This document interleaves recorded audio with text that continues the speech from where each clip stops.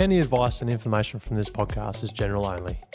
It has been prepared without taking into account your individual circumstances and needs.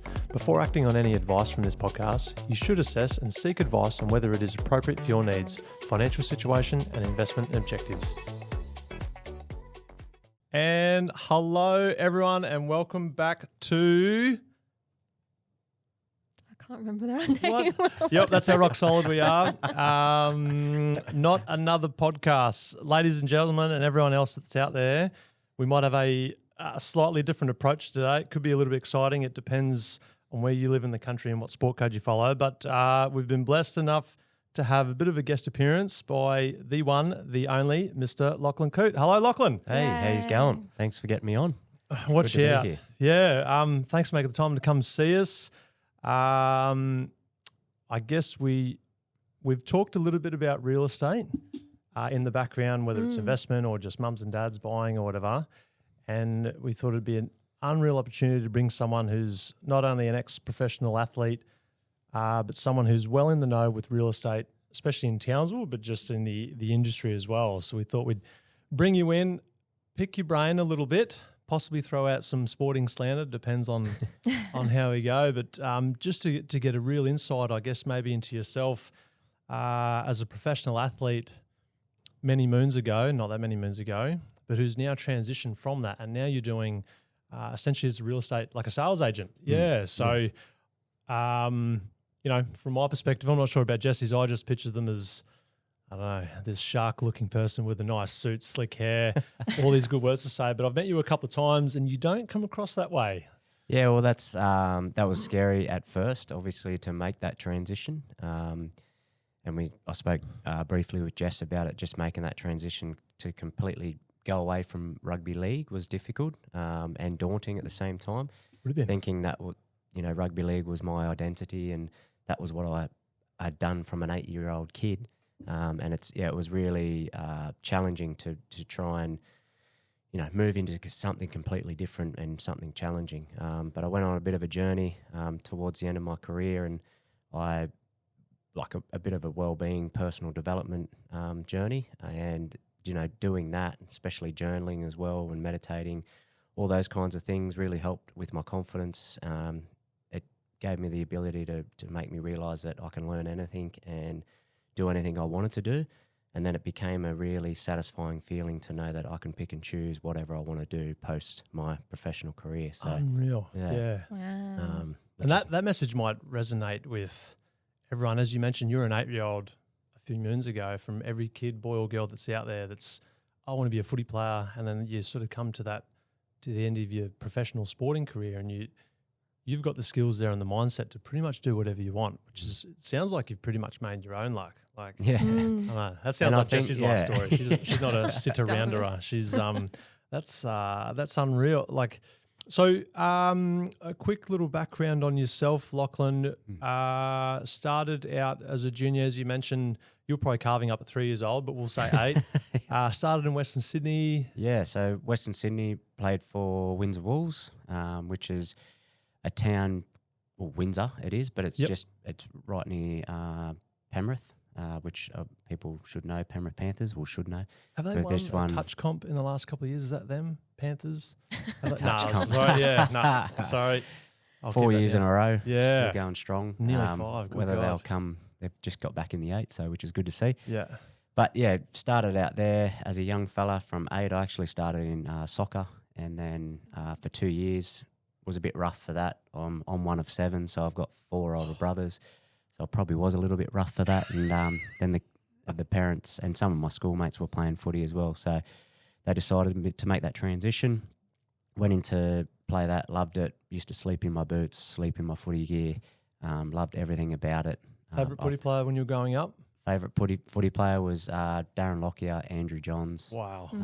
And Robbie O'Davis. I used to be a Newcastle fan back in the day. So, and then made that transition, and then eventually I was fortunate enough to make some development sides at Panthers. Not many people would make it from Windsor. Just little skinny little white kids. Yep. But yeah, fortunate enough to be able to push on throughout the development squads through Panthers, and then eventually made my debut in 2008 when I was 18 years old. Just finished school, and I don't know how they put me on the field, but I was 72 kilos and Wringing wet. Wringing wet. Yeah, with sand in your socks. Yeah. Oh god.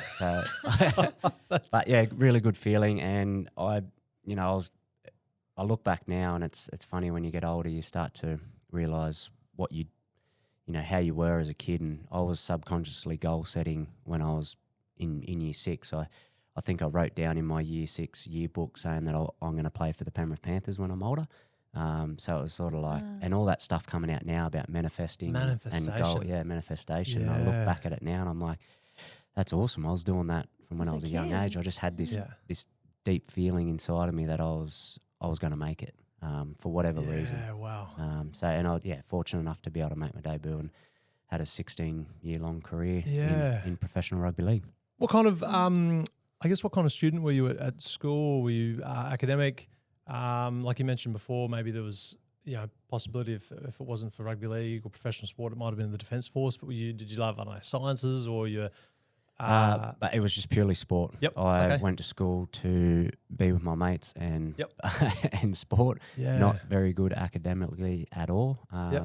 Actually, some of that personal development stuff that I looked into was purely around reading and writing. I always struggled, and I never got tested, but whether I was dyslexic or not, just didn't pick it up through school, through my younger days, and it was just very hard to go through school the way I was. Through my tests that we did in high school, I had a reader and a writer for my tests, so that was because otherwise I'd just sit there and do nothing. Yeah, they'd get nothing out of me. There's probably so many kids out there now that are like that, whether they're boys or girls.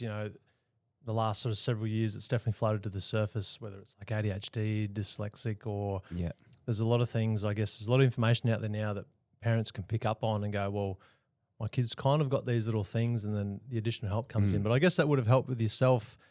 Like the sporting side might have helped gloss over that in a way, maybe. Even definitely, I got away with a lot, just because I was very athletic and sport, cross country, athletics, footy, soccer, whatever it was, cricket. I was a part of it, and I was generally pretty good at most of it. Not to talk myself up, but that's just what I favoured. And teachers, let things slide a little bit. And I sort of wish now that my parents, and not that I wish and I don't regret anything, but someone said, you're not playing this until you actually get some good grades, because that definitely would have motivated me to focus a bit more at school and be a bit better. But I wouldn't change a thing at the moment. Things worked out all right.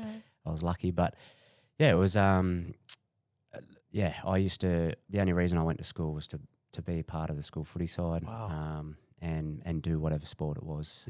Which was really interesting. And that's taken you from like as you mentioned, you started at Panthers, and then I guess are we in the hundreds of thousands of listeners now? Maybe millions? Easily, yeah. All from North Queensland. They'll definitely look. The obvious sort of truth is Panthers. Then you shifted up north to the sunny side of Queensland. Maybe too hot. 4 months of the year it's baking. But North Queensland, definitely some successes there, and it sounds like your mindset's sounds like a destiny thing. Like you're well established in your career.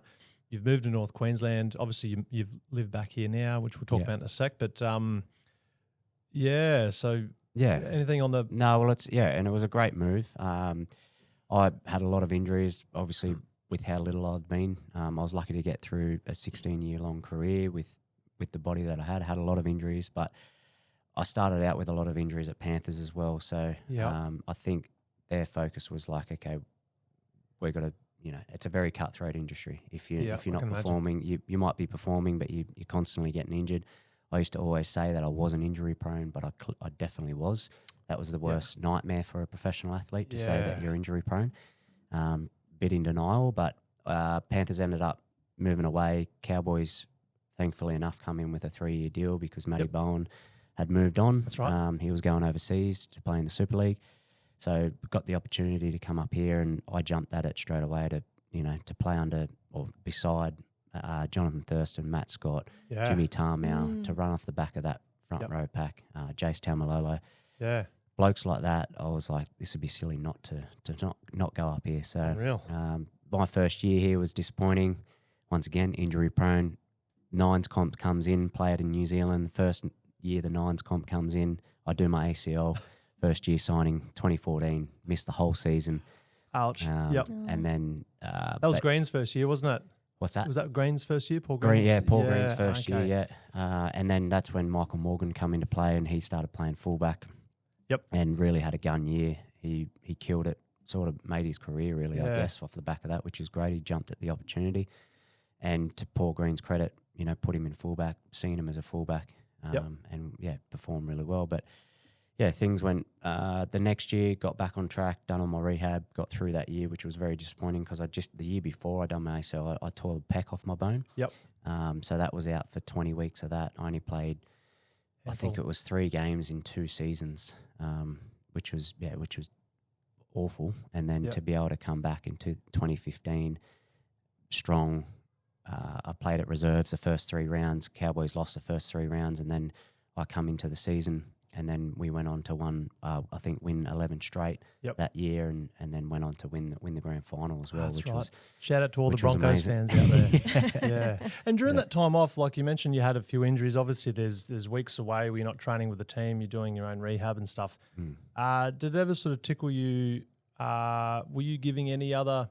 You had a lot of these injuries. Some people might have been in year like, hey, mate, maybe this isn't, maybe you might have to go play park footy or whatever. Did you ever have an inclination then that, maybe I might need to choose another career path? Whether it's, I definitely had those thoughts a lot, going, what am I doing? Why am I constantly doing this to myself, my body? I'm not working. But I was just lucky enough that I didn't have season-ending injuries while I was off contract, which it all, and someone was looking after me, but I ended up having like long-term contracts and stuff in which place. Some players go through, don't they? To go through my rehab and get through the other side, which I was fortunate enough to be there. So there was no one ever sort of sat me down and said, maybe you should pick another path, because I guess you get injured, you do your rehab and you get back on the track, and that's what professional athletes do. You sort of just that builds that resilience. So I was lucky enough to have the contracts in place to not, you go missing, I guess, and then people lose interest in you. So I was just lucky enough to be able to do the rehab, get back on the field and start playing good footy again, and then eventually I'd get another contract, which worked out well. Imagine that. Can you imagine in the financial advising industry, maybe even, the real estate industry, we'll get to it in a little bit different. Imagine, I guess we do performance reviews, but I don't know, imagine if you have... So different, isn't it? What happens if one day, Jessie, you lost the ability to be practical and help people? You might have to go find another job. I don't know, you can probably do anything. But, so obviously the Cowboys' reign of 2015... the ultimate sort of prize, depending on who you talk to, about the premiership side, and then you guys went at it again in 2017. I think you were fullback then as well. You just sort of missed out, and I guess as your sort of career went on, you ventured over to the UK. So fortunate enough, things didn't pan out well through the Cowboys. Me and Greenie ended up didn't seeing eye to eye and stuff. Things ended, poorly, I guess, in terms of Cowboys side of things. Which is always hard because, coaches go down other avenues of seeing different players and putting them in different positions. But I thought it was a bit odd, the fact that we went to the grand final in 17 and then he just lost interest in me in the 2018 season. But, that happens in professional rugby league. Seems to happen a lot now. It happens a lot. So you just got to be resilient and try and bounce back. And it's something that I struggled with at the time, and then an opportunity come into place of St Helens come in with a 3-year deal, decent money. It was very hard for the wife and I to make that decision because we moved away from Sydney from our family. Her parents moved up, built a house in Townsville. So then they were with us again. We were around the grandkids. And then we, got another contract to up and leave again. So all that come into play, we really had to consider it, all those options. I was thinking my career was done pretty much. I should just go and play, reserve grade or something. Yep. My confidence was shot. So, but fortunate enough to be able to. We ended up making the big decision to move overseas, take the kids overseas. My son was only 4 at the time. My daughter was 3 months old. Yep. And, we up and left and moved overseas. So it was, and it ended up being one of the best moves I've ever done. I don't regret one thing. Yeah. And not disappointed anyway. I was at the time. It was the first time I ever got homesick when I went to my first training session over there, because I was like, what the heck I've come to? I felt it was a little bit amateur at the time, but okay. But when I experienced the whole Super League and got the concept and what it was all about, I absolutely loved every minute of it. Like, unreal. Even from my first game going out, it was a Wigan and St Helens, their local That's a derby big clash. team. That's a big big clash, isn't it? Yeah. That was my first opening season game, and the way the crowds get behind their players and sing battle between each other, the atmosphere that they create is just an unbelievable feeling, and I'm getting goosebumps talking about it. I'm getting goosebumps. So.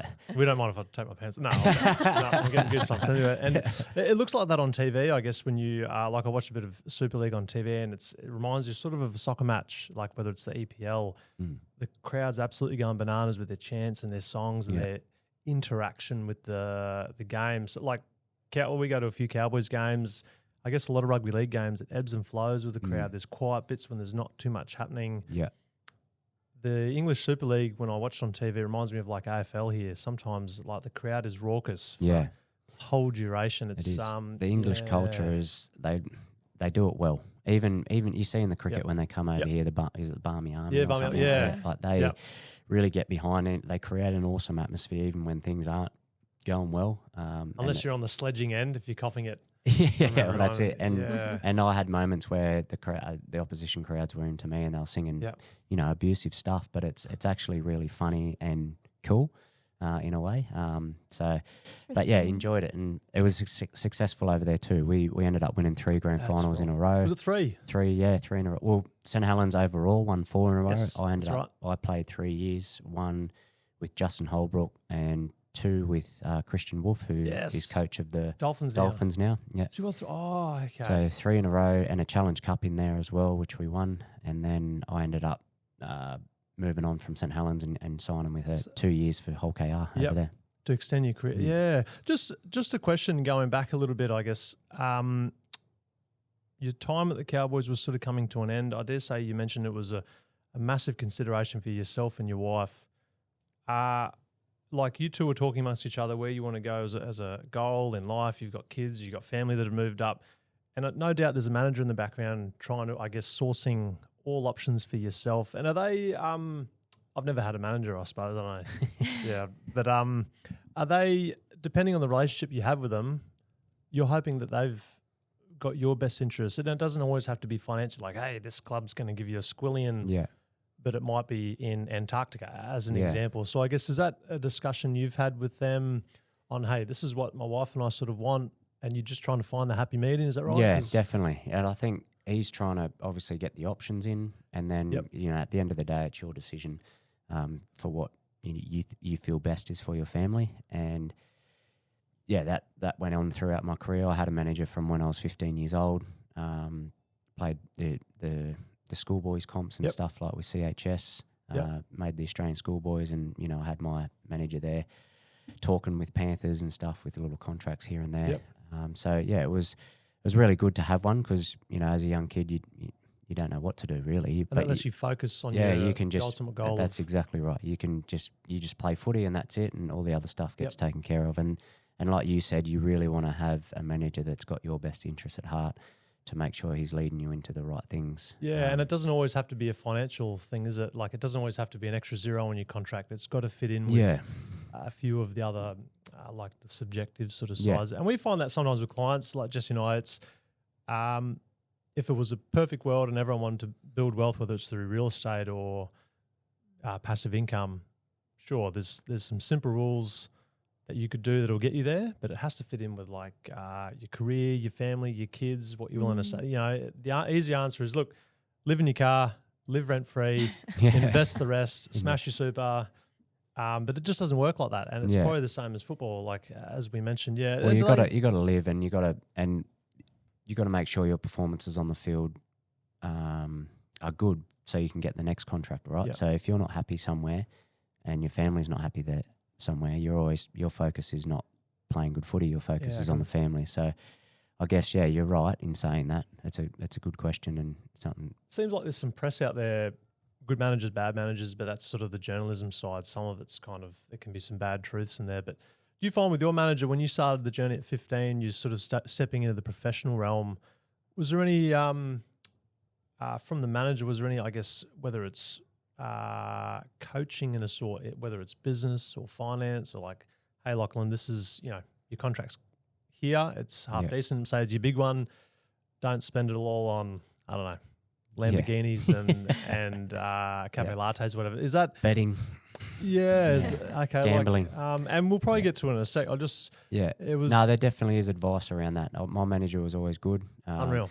He definitely, now that I'm older, there could have been times where I think, he could have been better in terms of more advice and more. But then again, he probably didn't have that in him in terms of, investing and all that kind of stuff. So his core skill would have been linking up with his player, trying to find the best thing for your career and I guess your next contract. Okay. Yeah. And I think he sort of grew as a manager because I got with him when he was sort of first starting out in managementship. And he, so we sort of grew together and things like that. So after the things that I've looked into in terms of finance and investing, I'm like, definitely he could have been better in terms of that. But then I can't be judgy because he might not have known the knowledge that I know now. Yeah. So, but he definitely done the right thing for me throughout my career and helped me with things. Awesome. He set me up with a couple of houses, which was great. Okay. And then steered me into the ship of a financial planner. Yep. And I'm very grateful for that now because I'm well invested. I had a lot of money invested. And now I'm seeing the benefits from that. Yep. And not every professional athlete story is like that. There are, and you probably got heaps of club mates from all the clubs you're at and the colleagues you've had that, because professional athletes, you earn the good money contracts because, as you said, it's a hard sport. Not all of them have sort of put those pieces in place or had the mentorship. So they might, as you mentioned, they might just be down at the pokies or on the dogs just, hey, I'm getting 10 grand a week and they're just feeding it through a machine. But it's something we'll chat to in a sec. I guess as a quick side note, I know Jessie's seen a heap of young clients, whether they're 18, 19, 20. If it was a perfect world, Jessie'd see everyone as soon as they're like 15, set them up with a plan and go, hey, if you follow these simple rules, by the time you're 30, you might be able to do whatever you want to do. But I'm not that. No, I'm sort of nice. But because we were curious because you come into like such a large amount of, salary or wage, which a lot of people do like in the mines and that as well. Did many of them go see a financial planner, or is that something they do? Not at all. in life? Usually the typical, and I don't want to segregate anyone or anything like that, but rugby league generally is a real big community-based culture within, and we come, and usually the kids that play rugby league come from hardship. We come from poor families that, and I wouldn't say poor, they might be happy and wealthy, but they don't understand the game of money and how it all works. Different sort of demographic. Yeah, demographic. Yeah, socioeconomic kind of more blue the word collar. I was sort of looking for, I guess. And so the struggle is you don't know money, and it's like me. I'm lucky. I've sort of gone on my journey and self-taught myself how to understand money. Read some books around it only recently, but we didn't come from money. I'm one of 7. Mum and Dad just done their best to live week to week and get us in sport. But the thing is, we all played sport. We all had good birthdays. We all had good Christmases. And so I wouldn't change a thing. And I'm very grateful for what they did. But just the understanding money. You're right. Like we get these big contracts and we're like, let's go buy cars. I'm lucky that I was a really good saver. I saved everything, probably too much.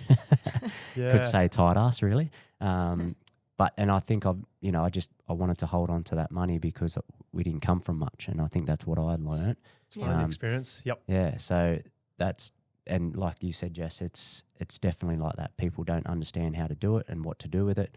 They look at their bank account and they've got, they might be getting paid 10 grand a month. Yep. All right, let's go spend this. sometimes there'd be points where, you're getting 30, 50 grand a month. Yep. And you're like, well, what do I do with that? The only thing I know how to do is buy things. Yep. So I'm going to keep buying things. And then that becomes potentially addiction because you need more things. Yep. People find happiness in buying things, and then, the gambling starts and stuff like that. Yeah. So, and because as athletes, you get a lot of time off as well. So what else do you do in that time off? You might go gambling or betting or go to the shops, buy things. And for most cases, that large income is sort of finite. Like, it only lasts so long. There's a window, whether it's 5, 10 years, or I guess we're earning big money. Yeah.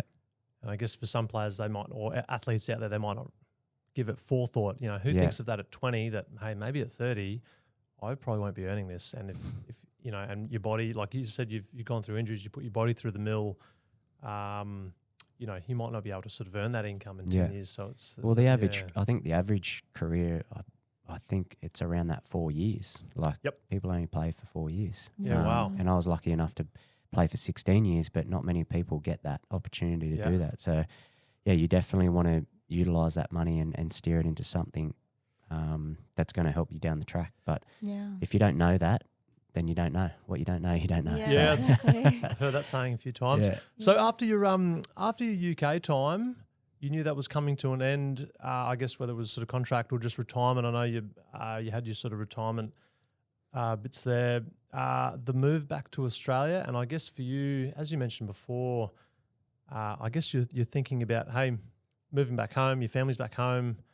What's next? So how was that sort of journey before we go into what you're doing now? Yeah. Like, drawing to an end of the UK, looks like we're moving back home. You didn't try and do a South of France contract or anything? No. Nah, well, I ended up being forced to retire, really, just due to concussions. Wow. So it was an emotional finish, and not one that because I felt fine, but the amount of concussions I had throughout my career, I probably thought it was fitting to be like, okay, I've done enough. Let's call it quits. Yep. Which was very hard to do. I always wanted to play until I was 35. Ended up pulling short at 33. Yep. And that transition, or making that decision, was a very, very tough and emotional decision to be able to. Can imagine. For the specialist there to sit me down and say, weigh up the options. You go on and you continue, and you potentially get a really bad head knock that stops you, fully functioning properly, and memory loss and all those kinds of things. Or, you finish your career now successfully with, you're financially okay. You've been successful in winning grand finals, Challenge Cups. Yep. And then you go and live the rest of your life. You've still got 40 years left potentially. Yeah, you're still a really young man, really, even though you're happy 33. You've got young kids. So when they sort of put that into perspective, I sort of broke down in tears, really, to go, okay, the right decision is to pull up stumps. And I had my wife sitting next to me, Laura, and we were both sort of crying together, I guess, because it was an emotional decision. But yeah, it was hard at the start, and thinking that that was it, and that's all. What am I going to do next? It was very scary. But I made the decision. The next week, I sat in the stands and watched because the season was still going. I retired in around May time in 2023, and the season was still going. I decided we decided to stay in the Super League. Stay in England for the UK. Towards I think we ended up leaving September, but hang around the club for a little bit, help them through the season, and I really got along with the coach. So he always loved my leadership and advice and stuff. So we stayed there. But I was sitting in the stands the next game, and the kickoff went, a couple of tackles went in, and I was just cringing. I was like sitting there at peace with my decision that I had made, and cringing at the fact that how the hell did I do this for 16 years?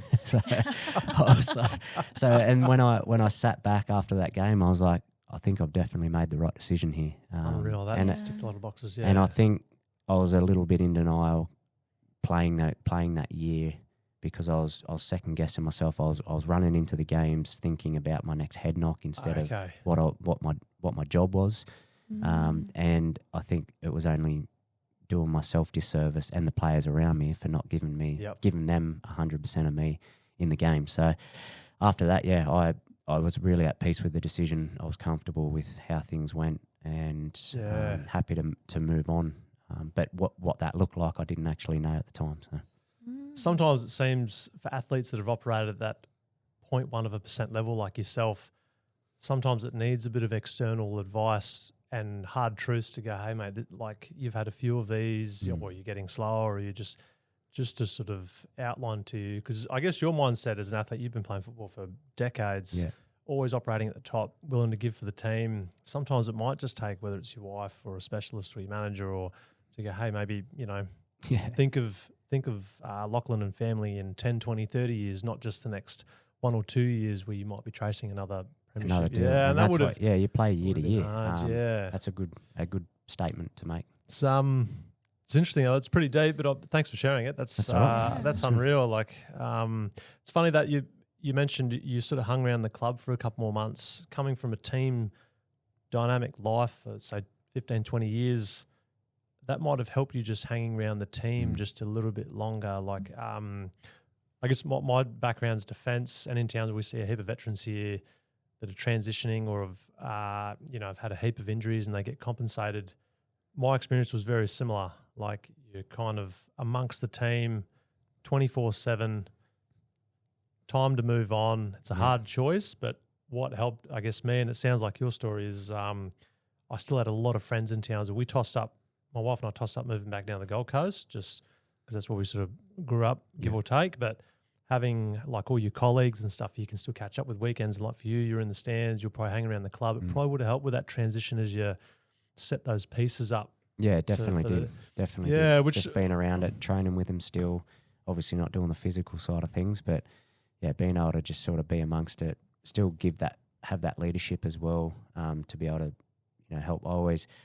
When I got to the end of my career, focus was around developing young players and making sure that they were at their best and what the standards, like what it took to be able to win a grand final, and the standards that need to be involved, like as an individual, to make sure that you're performing at your best every day, every week, because it's all stepping stone. It starts from Monday. You play on Saturday, but you can't just show up Saturday. You got to show up Monday, Tuesday, Wednesday, Thursday, Friday. I can imagine. And so it was always, I always tried to push that onto them, and that definitely helped being around the club to be able to sort of give my advice a little bit still. Was this a little bit of a period in time where you were giving more consideration to, hey, we're probably going to move home soon, what next career-wise? Like, how am I going to, I guess we use the old adage of put food on the table, and is that sort of, because we'll talk about where you are at now and what you're doing in Townsville sort of, but is that, was that sort of when it started, or? Yeah, definitely. Well, I think I loved the well-being side of things because like I said, I made that 2 years leading up to the end of my career. I started doing personal development around all the well-being side of things. A quick story, back when I was 18, when I first started my career, I went through a bit of depression, and I was in a really bad place, but my only escape was rugby league. So I got through it, got through my childhood trauma, all those kinds of things, but I knew that coming to the end of my career, I could definitely go back into that state, and I never wanted to go back into that state again. So I said to myself, it's fitting for me to be at my best. What do I need to do to make sure I'm at my best so I can be the best for my family, best example for my kids, and be the best husband I can be while I do this transition? So I looked into a lot of successful people in what they do. I was always into meditation throughout my career, but on and off, I wasn't really consistent with it. So I dove deep into the meditation side of things. Wow. I dove deep into the journaling and the reading of books. And like I mentioned before, I'm not the best reader and writer, still not. But I forced myself to read self-development books. And whether it was around finance, like my first book was Rich Dad, Poor Dad, which was shout out to Robert if he wants to come on the podcast. If he comes on, I will let you know, and I'll try and get some sort of. Oh, that'd be awesome. We'll tag him in the. Wow, that's a deep book to start with, especially in the. And that's big on the mindset, that book. It is, and I recommend it to anyone who wants to understand money. It's probably the best book to probably get into to read and how money works, because that just opened my eyes and opened everything up on a whole nother level. So going down that development side of things, making sure I worked on myself first before anything, And then that helped me with that transition to make sure I really do anything I could put my mind to, really. And doing that wellbeing stuff made me think, maybe I can get into the wellbeing side of things around footy as well. So helping players, and there is wellbeing officers within every club. Seen that, And so there is definitely jobs there. But I ventured into it a little bit. I was tinkering with real estate because I love investing in property. Yep. So you would have had a couple of properties. Yeah. then? So through whether you want to go into that now or later, but throughout my career, and when I said my manager, he tipped me into I ended up buying my first property just because there was a government grant to you buy your first property. First homeowners grant. First homeowners grant. Sorry, that's forgot the wording then. Just ended up buying my first property, and I fell into property investment by accident. Really, I bought my first property. I moved into it. It was over at Penrith, and I wanted to live around the sort of the stadium so I could just get to training. Bought over there, and then I ended up buying a second investment property. That was in 2008. I bought my first house, and then what were prices like back in Penrith now? Compared to I think I bought it for $375,000. Let's not look. You might get too upset if you. Have you still got it? No, I've still got them. Oh, wow. Yeah. That's, it leads me into the accidental property investing. I ended up buying my second property in 2009 down in Sydney as well, not too far from Penrith, and that was 380 or something like that. Okay. Thousand. And so your first property you lived in? Lived in, yeah. Okay, and then you bought an investment property. And then I bought an investment property purely because I was on a high income. I was paying high tax, so it was based around negatively gearing and having a negatively geared property and trying to claim the tax, which I wish I knew what I knew now. I probably would have bought positively geared properties. Jess is doing the math now. She's unreal. Yeah. I can see her just going, and it's definitely something that's kind of spruiked, depending on who you talk to. And we meet a heap of clients like that. I've got investment properties. The key state when we go through like the cash flow of a property, we're like, well, look, your return on investment at the moment, your cash flow is negative 1 or 2%.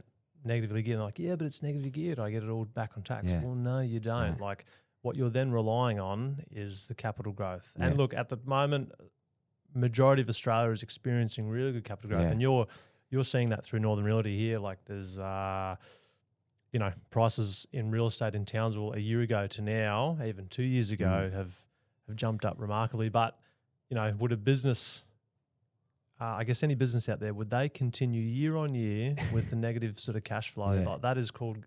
They would essentially go into liquidation. But, the government helps out with that whole negative gearing. Which it seems like they're helping, but at the end of the day, it softens the blow, and that's about it. And it lessens the more properties you can hold on to.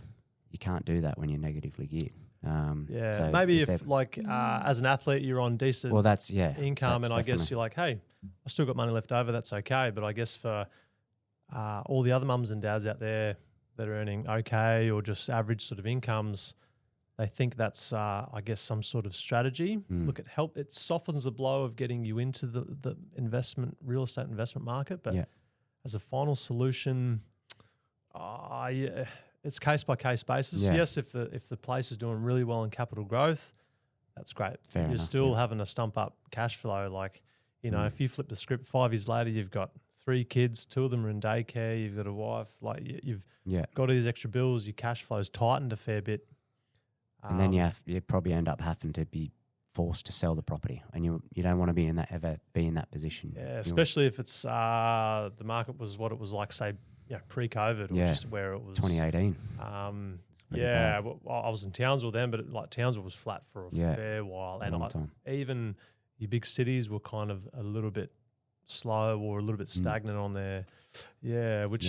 So it leads me to, I guess, a little question here. So you're now that we're sort of talking about the real estate side of things, you're now with Northern Realty here in Townsville. So you've moved back from the UK. Did you move back straight to Townsville? Or did you go back to Sydney, or did you? Yeah, so we had a bit of a period where we travelled straight after finishing In Europe or in back? Europe, yeah. So Okay. in Europe, so we travelled around Europe. Nice. Wow. Went around Italy. My wife, she's Italian, so half Italian, half Irish, half Italian. And we went and met all her family that she's never seen before over in That's awesome. in Italy. Yeah, Trieste. It's up the top on the north side of it, around the bend. And yeah, that was awesome. So yeah, to go back to her sort of family roots and stuff and talk. We sat down and had some pasta and everything in like their house and stuff. So it was really, really cool. And we looked at like old photos of her Nonna and Nonna. Yeah. So that was cool to see them at a young age, and now that they actually moved over. They live in Sydney, but her Nonna has passed on now, and Nonna's still kicking on at 94 now. Wow. I think she is. So and lives on her own, lives by herself, still cooks when we go there. So lovely woman. But yeah, travelled a fair bit over there, which was lucky. Just around the finance side of things, I being a saver, having those investment properties, having a share portfolio as well, it allowed me to, and then saving a big lump sum as well for the end of time, allowed us to be able to travel, not have to work for the next year. So I retired in May 2023. I didn't start working again until January 15th, 2024.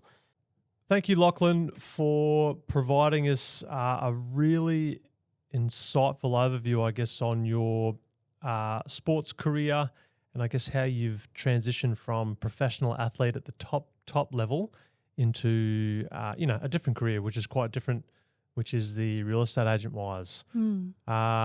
We will be back for Jessie to interrogate Lachlan a little bit more on, I guess, a bit more of the detail of what it is to be a real estate agent, what makes Lachlan, and Northern Realty a fair bit different to other agents, and possibly debunking my perception of slickhead agents in Mercedes-Benz convertibles. So until then, listeners, you'll hear from us next time. Thank you. Thanks.